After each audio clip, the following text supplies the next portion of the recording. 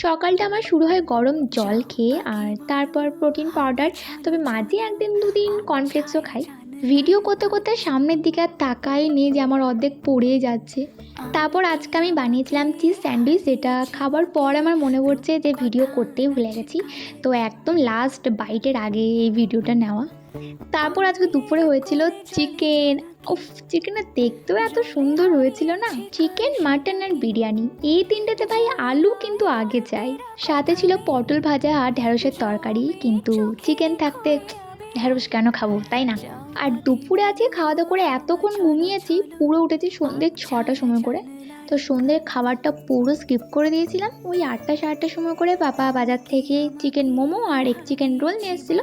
এটাই হয়ে গেছিলো আমাদের আজকের ডিনার। আর রোলটা দেখে আমি বুঝতে পেরেছিলাম যে এটা আমি পুরোটা শেষ করতে পারবো না, তো ওই আগেই অর্ধেক ভাগাভাগি করে নিয়েছিলাম।